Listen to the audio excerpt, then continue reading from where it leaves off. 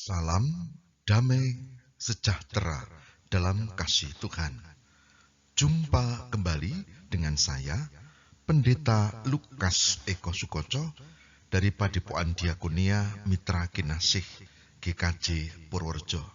Saudaraku, saat ini kita akan merenungkan firman Tuhan dan saya pilih judul untuk kita hayati bersama, yaitu 3 manfaat doa di pagi hari. 3 manfaat doa di pagi hari. Mari kita bersama-sama hayati hal ini. Saudaraku yang terkasih di dalam Tuhan, saya akan mengajukan satu pertanyaan untuk direnungkan. Apakah yang kita lakukan di saat bangun tidur di pagi hari? Apakah yang kita lakukan di saat kita bangun tidur di pagi hari? Mungkin kita buru-buru pergi ke kamar mandi,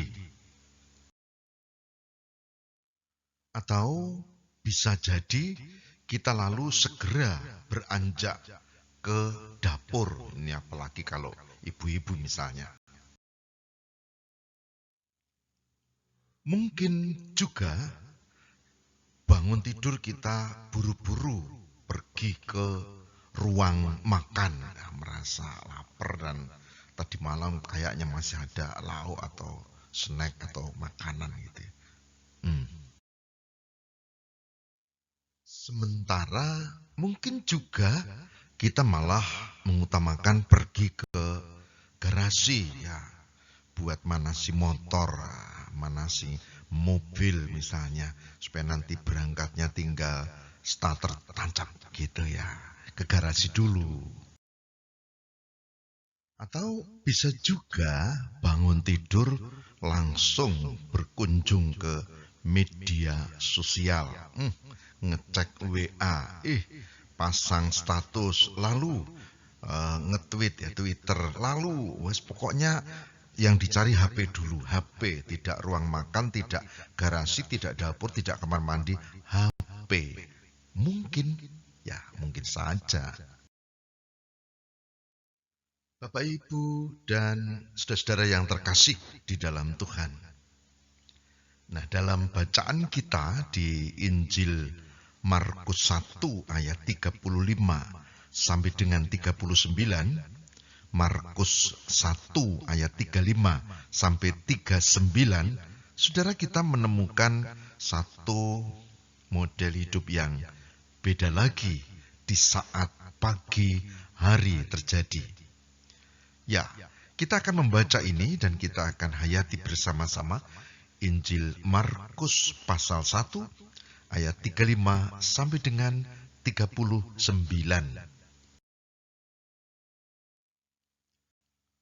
Demikianlah firman Tuhan. Pagi-pagi benar, waktu hari masih gelap, ia bangun dan pergi keluar. Ia pergi ke tempat yang sunyi dan berdoa di sana. Tetapi Simon dan kawan-kawannya menyusul dia. Waktu menemukan dia, mereka berkata, "Semua orang mencari engkau."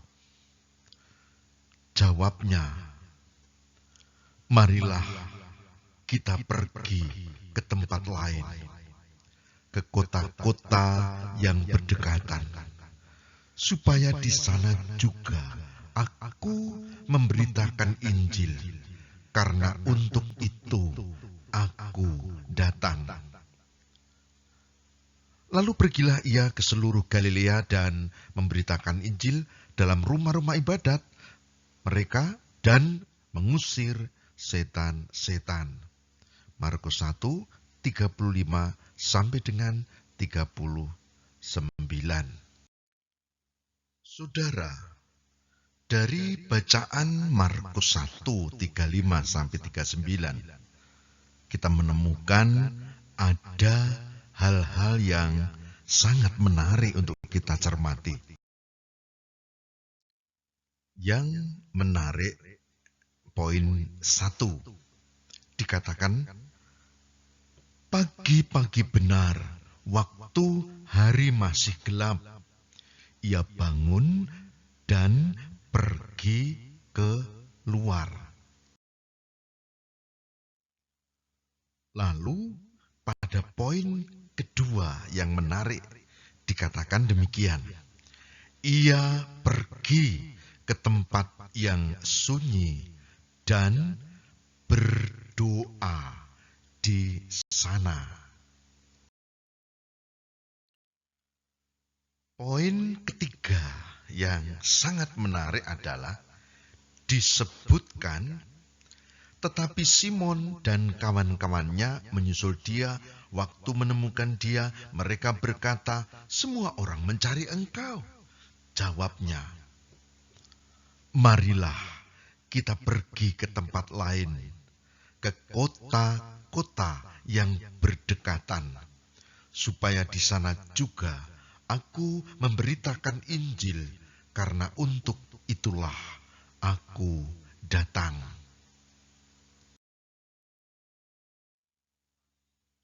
Ibu, bapak, dan saudara-saudaraku yang terkasih, dimanapun berada, yang sedang menyimak channel YouTube Lukas Eko Sukoco di sini.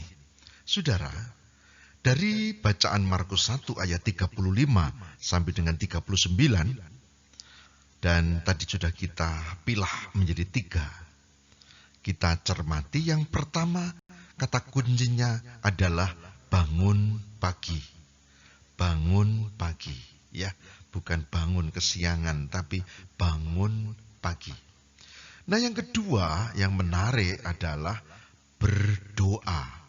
Tadi dikatakan keluar mencari tempat sunyi, tapi esensinya poin kedua adalah berdoa, ya, berdoa.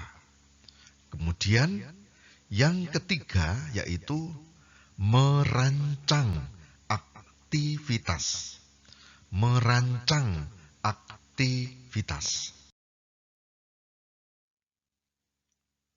Bapak Ibu dan saudara, menjenengan semua setuju atau tidak itu enggak penting gitu. Tapi dalam Markus 1, 35 sampai 39 kita menemukan poin-poin bahwa Yesus itu sukanya bangun pagi. Bahwa Yesus itu sukanya bangun pagi itu lalu lakukan doa pagi. Bahwa Yesus itu bersama para murid, dia tidak fokus pelayanan di satu tempat, walaupun di situ berhasil sukses, tapi dia pindah dan dia merancang aktivitas untuk berkarya di kota-kota lain sekitar itu. Nah, ini kenyataan yang kita dapat dari kesaksian Injil Markus 1, 35 sampai 39. Saudara, sampai di bagian ini masih belum ketemu gitu. Terus 3 manfaat doa di pagi hari apa dong? Nah, gitu tanya. Apa ini? 3 manfaat doa di pagi hari apa gitu? Nah, ini yang akan kita coba dalami yang berikut. Nah, ini yang ditunggu-tunggu ini. 3 manfaat penting doa di pagi hari. Nah, sebelum masuk ke 3 poin ini, saya perlu jelaskan ya bahwa ternyata doa itu bukan sekedar rutinitas, doa juga bukan sekedar kewajiban, yang pasti doa itu bukan bacaan. Ya, doa adalah dalam konsep iman Kristen komunikasi dengan Tuhan, relasi yang mendalam dengan Allah. Itu doa. Maka 3 manfaat doa. Yang pertama adalah bersyukur di pagi hari, tentu dengan doa. Ya, bersyukur bisa bangun pagi, lalu kita mau ngerancang ini itu, dan kita melakukan banyak aktivitas. Tapi yang pasti bersyukur. Nah, yang kedua, Manfaat yang kedua adalah membina relasi dengan Tuhan di dalam doa. Tadi bersyukurnya dalam doa. Yang kedua, membina relasi juga di dalam doa. Bahkan kalau saya boleh anjurkan, pada saat kita doa pagi, kita bisa membuat renungan singkat pagi. Sehingga kita bina relasi dengan Tuhan di dalam doa, di situ dilandasi dengan kebenaran firman. Itu manfaat kedua. Saya ulangi, manfaat pertama bersyukur di pagi hari dengan doa. Manfaat yang kedua adalah membina relasi dengan Tuhan di dalam doa. Nah, sedangkan manfaat yang ketiga, yang terakhir dalam catatan saya adalah apa seperti yang sudah ditulis tadi. Apa yang dilakukan oleh Yesus dengan murid-muridnya, yaitu 3 manfaat penting. Yang ketiga adalah merancang aktivitas dalam penyertaan Tuhan. Merancang aktivitas dalam penyertaan Tuhan. Tidak cukup doa syukur, tidak cukup dengan doa firman dan relasi, tapi sebagai orang beriman, iman itu artinya kan perbuatan. Maka kita harus berbuat sesuatu dalam hidup kita yang berguna bagi Tuhan dan sesama, yaitu dengan merancang aktivitas dalam penyertaan Tuhan. Merancang aktivitas dalam penyertaan Tuhan. Bapak, Ibu, dan saudara-saudara yang terkasih di dalam Tuhan. Jadi 3 manfaat doa kita dapat sudah. Bersyukur, membina relasi, dan merancang aktivitas. Saudara, sebagai hamba Tuhan, saya hari ini mengajak Ibu, Bapak, dan saudara semua, mari kita belajar tingkatkan kualitas doa kita, doa pribadi kita, yaitu dengan doa pagi yang bermanfaat untuk bersyukur di pagi hari. Yaitu dengan doa pagi yang tadi bermanfaat, yang kedua membina relasi dengan Allah. Bahkan yang ketiga dikatakan ini sangat penting karena kita manfaatnya adalah bagi kita merancang aktivitas. Saya berharap Tuhan memberkati Bapak, Ibu, dan saudara-saudara sehingga kita bisa tetap bersyukur, kita membina relasi, dan tidak boleh lupa kita merancang aktivitas pada hari ini dan seterusnya. Sehingga setiap hari kita menghayati karya kasih Allah dan Tuhan memberkati kita semua. Saudara, saya mau ajak untuk tutup renungan ini dengan bersama-sama berdoa kepada Tuhan. Kita bawa beban, kesulitan, persoalan, kecemasan, sakit hati, kepedihan, kedukaan, dan macam-macam dalam doa. Kita juga berdoa, semoga hari ini dengan keinginan, dengan apa yang sudah dirancang, diberkati Tuhan. Kita juga berdoa untuk kondisi yang sekarang masih belum sungguh-sungguh baik di masa era new normal ini. Mari kita bersama satu hati di dalam doa. Tuhan Yesus, kami bersyukur untuk pengetahuan baru pada hari ini dari Injil Markus 11. Kami juga bersyukur Tuhan berkati sehingga kami mendapat 3 manfaat. Doa di pagi hari, selain untuk bersyukur di pagi hari, membina relasi, dan yang tidak kalah penting yang ketiga, kami belajar tentang bagaimana mengisi hari-hari kami dengan aktivitas yang benar. Tuhan, kami berdoa untuk yang masih kurang sehat, yang kena COVID-19, atau yang sakit di rumah sakit atau di rumah. Tolonglah ya Tuhan. Tuhan jamah dan berkati di dalam nama Tuhan Yesus Kristus. Semoga mereka dipulihkan.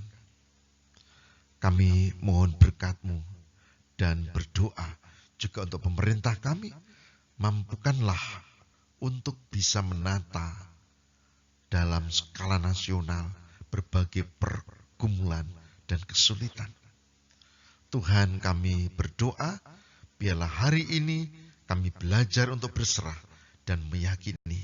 Terima kasih Bapa. Demi Kristus pengantara kami berdoa.